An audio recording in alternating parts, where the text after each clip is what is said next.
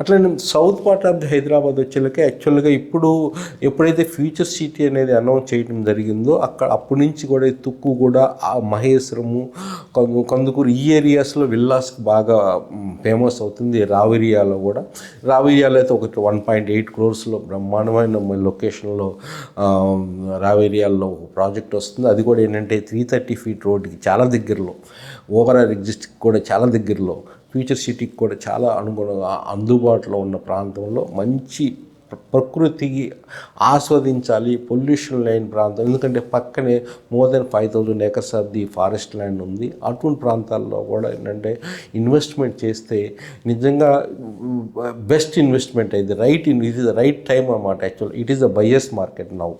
ఎందుకంటే ఇప్పుడు మా మార్కెట్ ఒక స్థిరమైన ఉంది, అంటే అటు ఎదుగు లేదు, అటు డౌన్ అవ్వట్లేదు. చాలామంది అభిప్రాయపడవచ్చు రియల్ ఎస్టేట్ డౌన్ అవ్వట్లేదు, కానీ ఉన్న రేట్లు మాత్రం పెద్దగా పెరగట్లేదు. కానీ ఏంటంటే ఇట్ ఈస్ బయర్స్ మార్కెట్. ఈ టైంలో కొనుక్కున్నలకు మంచి రేట్ అయితే ఉంటుంది.